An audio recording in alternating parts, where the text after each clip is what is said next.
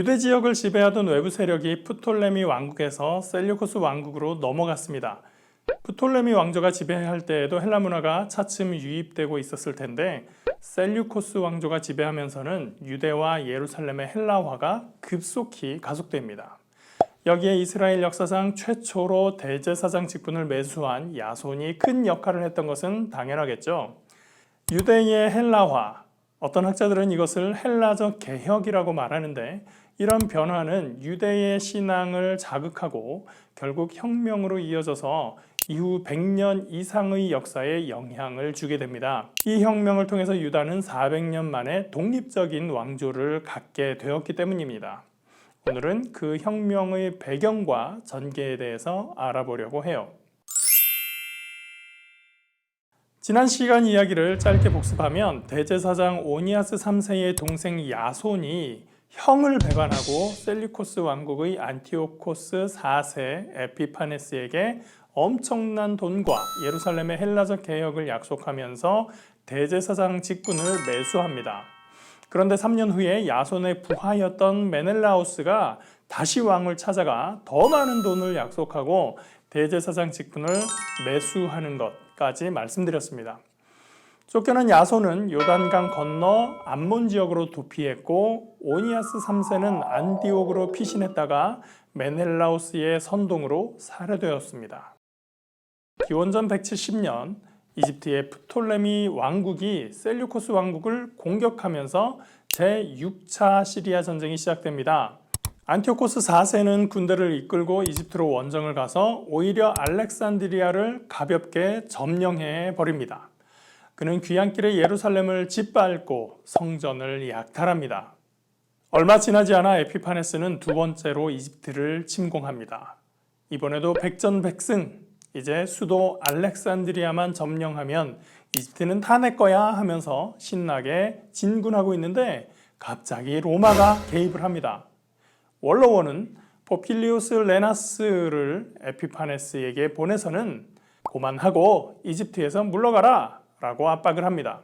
로마와 맞상대해서는 전쟁을 할 수 없었던 안티오코스 4세는 할 수 없이 군대를 돌려야 됐습니다.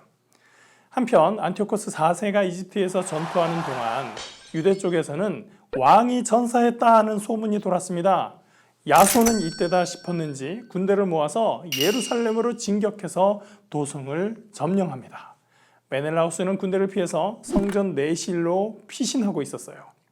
이 소식을 에피파네스가 보고받았습니다. 로마에 의해서 굴욕적으로 이집트를 떠나야 했던 에피파네스는 이 일을 자신에 대한 반역으로 판단하고 예루살렘으로 군대를 돌렸습니다. 왕이 죽지 않고 예루살렘으로 진격해 온다는 소식이 들려오자 야손은 달아나서 도망자 신세로 떠돌다가 스파르타에서 죽음을 맞이합니다. 예루살렘에 도착한 안티오코스 4세 에피파네스는 반역에 대한 보복 조치로서 주민들을 학살하고 성전을 약탈합니다. 또 메넬라우스를 다시 대제사장에 앉히고 잔혹하기로 소문난 브리기아 사람 빌립을 예루살렘 총독으로, 안드리노코스를 그리심산 총독으로 임명하고 돌아갑니다. 안티오코스 4세는 그 후에도 예루살렘을 가만히 두지 않았습니다. 2년 후에는 아폴로니우스를 조공징수관으로 예루살렘에 파견하면서 군대를 함께 보내거든요. 아폴로니우스는 두려워하는 유대 주민들에게 평화를 가장하며 안심시키며 들어옵니다. 그러나 안식일이 되자 예루살렘을 습격하여 백성들을 학살하고 아녀자들을 끌고 가버립니다. 그리고 예루살렘 성벽을 무너뜨리고 성전산 남동쪽에 아크라라고 하는 강력한 요새 도시를 세워서 수비대를 상시 배치하게 됩니다. 이를테면 군사정권이 수립된 것이죠. 요새 도시 아크라는 어떤 곳이었을까요?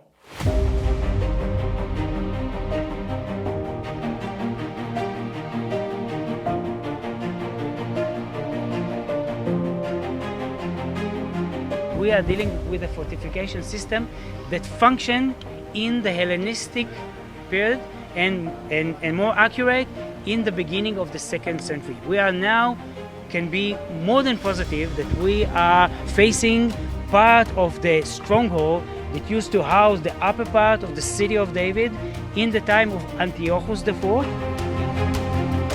그들은 죄 많은 이방인들과 유다인 반역자들을 그 요새에 배치하여 기반을 굳혔다.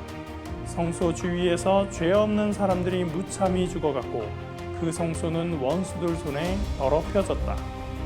예루살렘의 주민들은 그들을 피하여 도망가 버려 예루살렘은 이국인의 거처가 되었고 제 고장 사람들에게는 낯선 땅이 되어 그 자녀들은 그 땅을 버리고 갔다. 앞으로도 아크라라고 하는 곳이 많이 나오게 될 거예요. 이렇게 해서 예루살렘은 그리스인들과 유대 귀족 상류층 그리고 셀류쿠스의 시민권을 얻은 새로운 주민들이 혼합된 그리스 식민 도시로 바뀌게 되었습니다. 한편 안티오코스 4세는 통일국가의 이상을 실현하기 위해서 모든 도시의 헬라화를 장려합니다. 이것은 제국을 하나의 이상 아래 결속시켜서 안정적으로 통치하겠다는 정치적 결정이었을 텐데요. 이런 정책은 예루살렘의 종교적 충돌을 가져오게 됩니다. 에피파네스의 칙령을 유대인의 시각에서 어떻게 받아들였는지 살펴볼까요? 왕은 온 왕국에 영을 내려 모든 사람은 자기 관습을 버리고 한 국민이 되어야 한다고 했다. 이방인들은 모두 왕의 명령에 순종했고 많은 이스라엘 사람들도 왕의 종교를 받아들여 안식일을 더럽히고 우상에게 제물을 바쳤다. 왕은 또 사신들을 예루살렘과 유다의 여러 도시에 보내어 다음과 같은 칙령을 내렸다.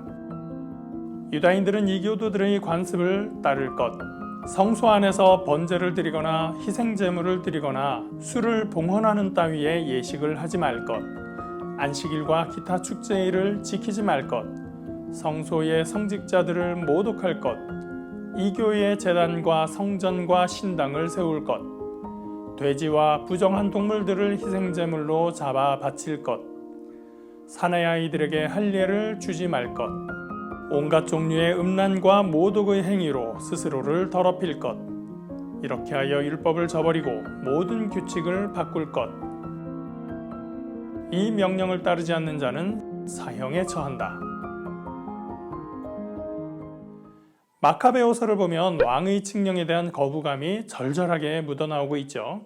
그런데 사실 안티오코스 4세의 이런 칙령은 헬라 제국의 왕답지 않은 조치였습니다. 헬레니즘이라는 것이 그리스의 문화와 토착 문화의 융합이 근본이기 때문에 현지의 종교를 박해할 이유가 전혀 없었거든요. 그래서 마틴 행헬이라고 하는 학자는 이 칙령이 에피파네스가 직접 만들어낸 명령이 아니라고 단언합니다. 예루살렘에 대한 이런 강력한 탄압은 헬라어를 말하는 유대인들, 이제부터 저는 헬라파 유대인이라고 부르려고 합니다. 이 사람들에 의해서 자행되었다는 것입니다. 이게 무슨 말인가 하면 동방과 헬레니즘 세계에서 유대교는 이방신을 숭배하는 것을 근본적인 배교 행위로 간주해서 사형에 처할 수 있는 유일한 종교였습니다. 그런 상황에서 헬라파 유대인들은 늘 유대의 보수주의자들에게 배교자라는 비난을 받았고 율법에 의한 강압적인 처분에 불만이 많았습니다. 따라서 예루살렘을 제대로 된 헬라식 도시로 바꾸려면 유대교 전승을 무력으로 근절시켜야만 됐고 그래야 예루살렘에서 자기들의 통치권을 확보할 수 있었던 것이죠. 또 자기들이 당한 종교적 강압에 대해서 똑같은 방식으로 복수하려고 하는 의미도 있었을 것이고요. 일제시대에 한국인들을 탄압하고 잡아들이고 고문하던 현장 최일선에는 누가 있었나요? 친일파로 전향한 한국인 순사들과 밀정들이었습니다. 그런 관계가 예루살렘에서 헬라파 유대인들과 유대 보수주의자들 사이에서 형성되었고 갈등이 증폭되고 있었던 것입니다. 행헬은 유대교 박해 칙령의 조항들을 구체적으로 짜낸 장본인들은 메넬라우스와 그를 지지한 도비아 가문으로 지목합니다. 이들이 필요한 정보를 에피파네스 왕에게 제공해서 유대 종교는 무력으로 말살시키는 칙령을 발효해야 된다라고 했다는 것입니다. 그러면 마카베오서는 왜 에피파네스가 주도한 것처럼 기록을 했을까? 유대주의적 관점에서 기록한 마카베오서는 유대인으로서 경악할 만한 상황을 중심으로 사건을 보았고, 하나님을 대적하는 대표자를 지목하는 데 있어서 배교자 메넬라우스보다는 왕이 훨씬 더 효과적인 인물이었기 때문이라고 행헬은 설명합니다. 칙령이 발효되자 입장에 따라서 받아들이는 방식이 아주 다를 수밖에 없었습니다. 유다 지방이 이런 식으로 헬라화된다는 것은 시류에 민감한 사람들에게 최신의 유행이었었겠지만, 유대의 보수주의자들에게는 내 목숨을 걸더라도 받아들일 수 없는 신앙의 변절이었기 때문입니다. 이런 입장의 차이는 이후 유대 역사에서 아주 혁명적인 변화를 초래하게 됩니다. 어떤 일이 있었을까요? 다음 시간에 같이 알아보도록 해요.